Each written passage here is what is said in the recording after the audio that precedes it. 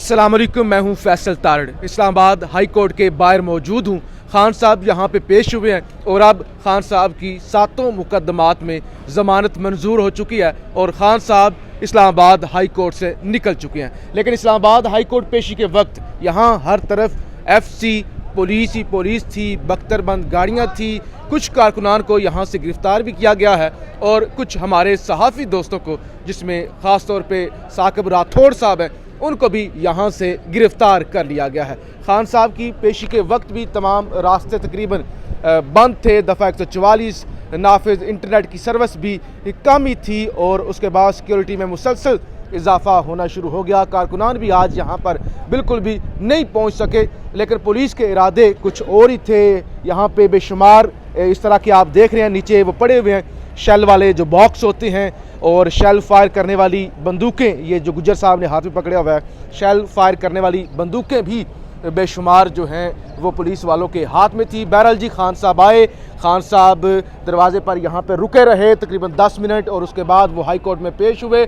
और राना सनाउल्लाह जो इस वक्त मुकम्मल तौर पे पागल हो चुका है, धमकियाँ दे रहा है कि या हम बचेंगे या इमरान खान बचेगा। तो राना सनाउल्लाह के ख़िलाफ़ भी इस्लामाबाद हाई कोर्ट में केस दायर कर दिया गया है। आज खान साहब ने बड़े अहम बात की। खान साहब ने कहा ये जो कुछ हो रहा है नामालूम करवा रहे हैं, नामालूम इस सारी वारदात के अंदर मुलव्वस हैं और नामालूम अगर पीछे हट जाएं तो ये हुकूमत एक दिन भी नहीं चल सकती। और खान ने कहा कि खान से पूछा गया कि राना सनाउल्लाह कहता है कि या आप बचेंगे या हम बचेंगे। तो खान ने कहा मेरी ख्वाहिश ये है कि हम भी हों और राना सनाउल्लाह भी हो, हम किसी को माइनस नहीं करना चाहते, लेकिन अगर राना सनाउल्लाह इस ज़िद पे आ गया है कि हम दोनों में से कोई एक बचेगा तो फिर खान ने कहा राना सनाउल्लाह नहीं रहोगा, हम तो होंगे। तो 7 मुकदमात के अंदर जी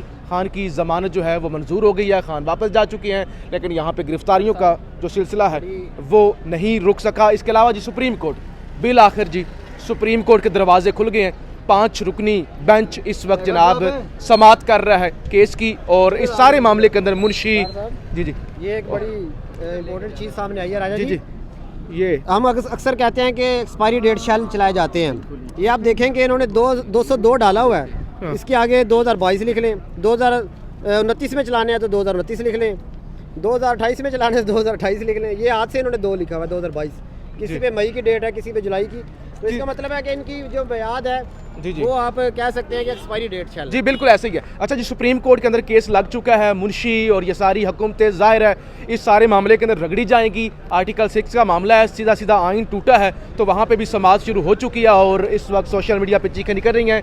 कमर मेकन साहब सहाफ़ी हैं, सुबह से ही हाई कोर्ट के अंदर मौजूद थे। इनसे ज़रा हाई कोर्ट के अंदर जो मामला थे, बाहर जो थे वो हमने देखे, बाहर जो मामला थे, जो गिरफ्तारियाँ, जो पुलिस, जो यहाँ पे शेल और जो FC थी वो हमने देख लिए। अंदर मेकर साहब मौजूद थे, क्या माहौल था, अंदर क्या हुआ?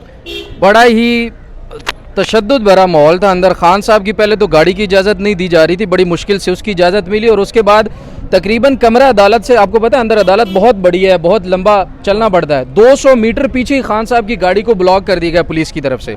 आगे गाड़ी खड़ी कर दी गई और कहा कि खान साहब की गाड़ी आगे नहीं जा सकती और तकरीबन 200 मीटर खान साहब को पैदल चलना पड़ा अंदर कमरा अदालत तक जाने के लिए। और जो बुलेट प्रूफ शील्ड्स थी, आपने देखा होगा लाहौर के अंदर भी वो बुलेट प्रूफ शील्ड्स जो हैं वो पाँव से लेकर यहाँ तक, और फिर उसके बाद एक 4 कोना वो एक शील्ड बनाई गई थी जिसे सर के ऊपर रखा गया था और देखने के लिए थोड़ी सी जगह थी, वो खान साहब को पहनाएगी। लेकिन खान साहब को जब देखा है ना, यकीन माने वो इतने मुतमईन, इतने हौसले में और पुरअज़म नजर आए और वो अपनी मौज में, मज़े में तस्बीह करते हुए जा रहे थे और तस्बीह करते वापस आए। अदालत के अंदर उन्होंने रिक्वेस्ट की जज साहब कि मैं कुछ कहना चाहता हूं, तो रोस्ट्रम पर आने की उन्होंने इजाज़त मांगी, जिसे जज साहब ने कहा कि नहीं, आपको कोई बात करने की इजाज़त नहीं, आप हमारे लिए काबिल एहतराम है, आप बैठ जाएं। उन्होंने कहा मैं कुछ कहना चाहता हूँ, जिसके बावजूद जस्टिस आमिर फारूक साहब ने कहा कि नहीं प्लीज़ आप बैठ जाएँ, आपके जो काउंसिल है वो यहाँ पर बात कर रहे हैं। खैर उसके बाद उन्होंने सारी चीज़ें उनके सामने रखी, वही सिक्योरिटी थ्रेट्स की बात की, वीडियो लिंक्स की बात की, सारे दलाइल दिए। लेकिन 8 केसेस में आज इमरान खान साहब को जो है वो राना सनाउल्लाह के अगेंस्ट भी मुकदमा, अच्छा इमरान खान राना सनाउल्लाह साहब के खिलाफ भी दरख्वास्त दायर कर दी गई है, जो उन्होंने धमकी आमेज लहजा और धमकी आमेज अल्फाज इस्तेमाल किए हैं। लेकिन खान साहब का एक रिमार्क्स जो था ना, एक गुफ्तगू के अंदर बयान, वो बड़ा ज़रूरी था। उनसे सवाल किया गया सहाफ़ी की तरफ से कि खान साहब, राना सनाउल्लाह साहब ने कहा है या आप नहीं रहेंगे या हम नहीं रहेंगे। तो खान साहब ने कहा है कि मैं चाहता हूं कि वो भी रहें या हम भी रहें, लेकिन अगर वो ये चाहते हैं कि कोई एक रहेगा तो फिर राना सनाउल्लाह नहीं रहेंगे। बिल्कुल ऐसे ही नामालूम के हवाले से भी खान ने कोई बात की। अच्छा, नामालूम के हवाले से उन्होंने कहा कि नामालूम जो है आज इस हुकूमत की पुश्तपनाही छोड़ दें तो ये हुकूमत गिर जाएगी। और आपने देखा होगा पीटीआई के कारकुनान को आज यहाँ पर जो गिरफ्तारियां हुई है ना, वो भी नामालूम अशखास ने की हैं। वो सिविल कपड़ों में लोग थे। वो इस्लामाबाद पुलिस को ये जिम्मेदारी लेनी चाहिए। अब जब इस्लामाबाद पुलिस से पूछा जाएगा वो कहेंगे कि हमें इसका पता ही नहीं है, जैसे सिद्दीक जान की तरफ हुआ, अजहर मशवानी साहब की तरफ हुआ।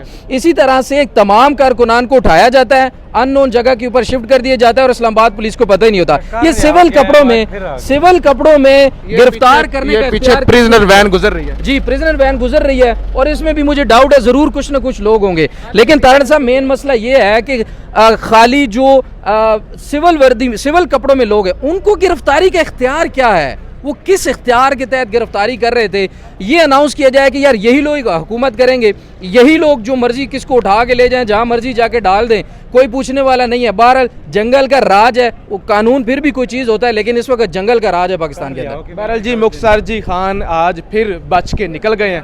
खान आज फिर सुरखरू हो गए हैं और यहाँ पे जितने भी इंतजामात थे वो बस धरे के धरे रह गए हैं। कुछ ना गिरफ्तारियाँ हुई हैं। खान का कैमरामैन नुमान पर्सनल फोटोग्राफर है, वो भी गिरफ्तार हुआ है। हमारे कुछ सहाफ़ी दोस्तों को भी गिरफ्तार कर लिया गया है, उनको भी थाने मुंतकिल किया जा रहा है। ज़ाहिर है हम उनके पीछे भी जाएंगे।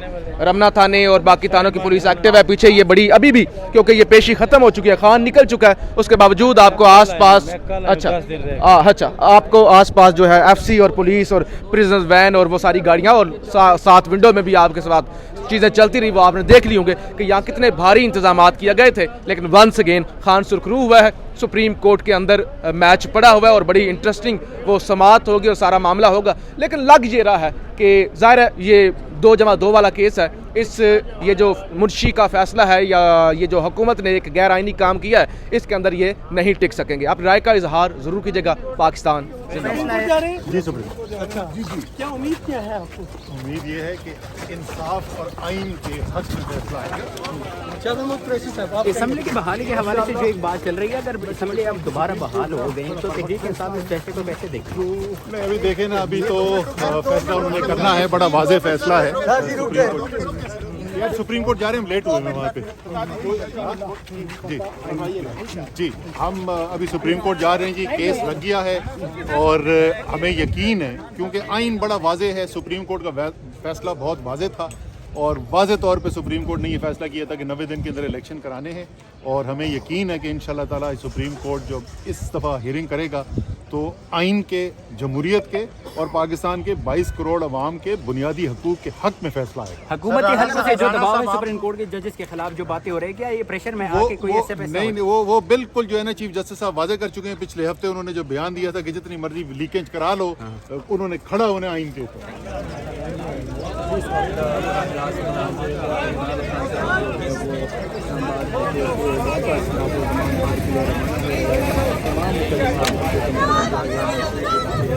बेशुमार बेशुमार